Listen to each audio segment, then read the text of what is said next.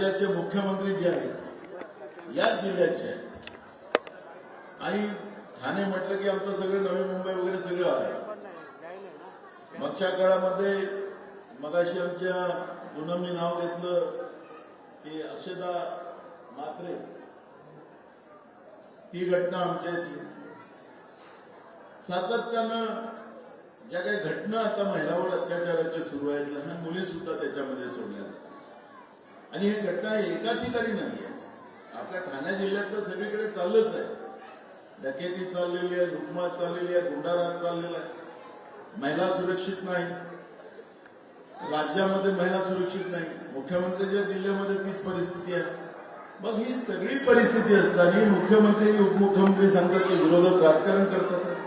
आम्हाला राजकारण करायसाठी खूप जागा आहे. त्यांच्या माहितीसाठी सांगतो, त्यांचं रोज स्टेटमेंट येतं ना की आम्ही राजकारण करतो.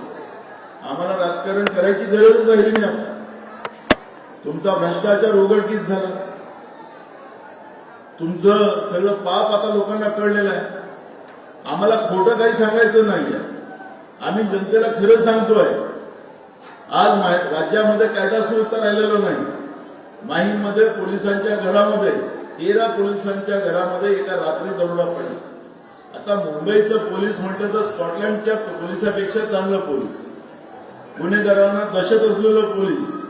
आज मुंबईमध्ये माहीममध्ये 13 पोलिसांच्या घरी डकेती होत असेल तर मुंबईच्या पोलिसाची प्रतिमा संपवली की नाही या सरकारने? या सरकारची अशी अवस्था आहे की यांचे जे बगलबच्चे लोक आहेत ते गुन्हेगारही असतील, त्याला Y+, कोणाला Z+, अशा पद्धतीची सुरक्षा दिलेली आहे. आम्ही कधी कधी जातो, मला तर कुठली सुरक्षा नाही आहे. मी विधानसभा अध्यक्ष होतो, आता काँग्रेसचा अध्यक्ष आहे. मी सांगितलं की भाजपवाल्यापासून मला भीती आहे. मी पत्र दिलेलं आहे सरकारला. यांनी माझे पुतळे जाळले, त्यांनी मला माझे बोर्ड लावून मला गोळे मारले आणि यांच्यापासून मला धोका असं पत्र मी सरकारला दिलं. पण सरकारने मला सुरक्षा नाही दिली. एक पोलीस पण नाही माझ्याबरोबर. पण यांचे जे गुंडे लोक आहेत त्यांना कुठून सुरक्षा मिळते? म्हणजे असे अनेक लोक आहेत त्यांचे की त्यांना Y+ सिक्युरिटी आहे. कशासाठी सिक्युरिटी आहे? ते कुठल्या पदावर नाही, काय कशासाठी Y+?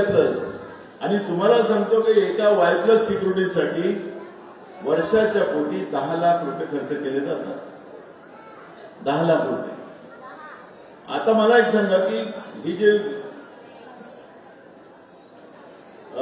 रेती माफिया असतील, गिट्टी माफिया असतील, दारू माफिया असतील, सट्टा माफिया असतील, यांना पोलिसाची सुरक्षा कशाला पाहिजे?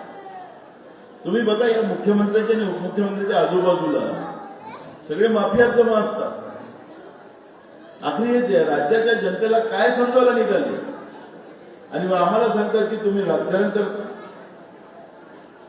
राजकारण तुम्ही करून या राज्याच्या प्रतिमेला मलिन करण्याचं पाप तुम्ही लोक करता.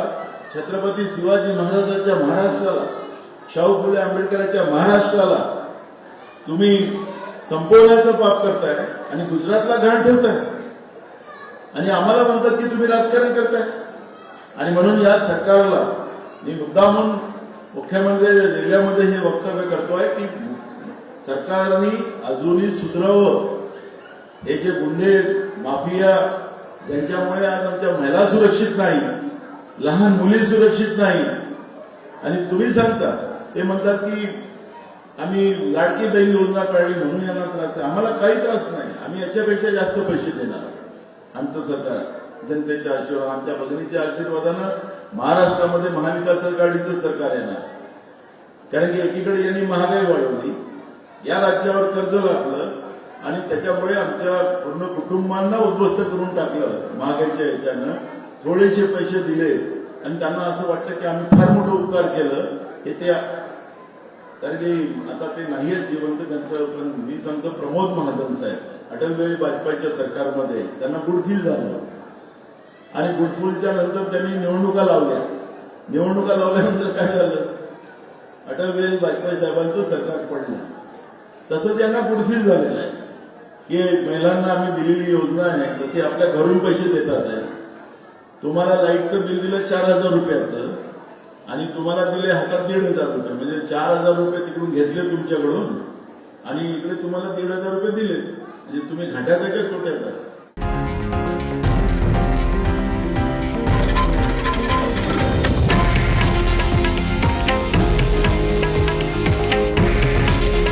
हे आहे देशातील नंबर 1 न्यूज नेटवर्क आणि आपण पाहत आहात TV9 मराठी. काळजी तुमची, हित महाराष्ट्राचं.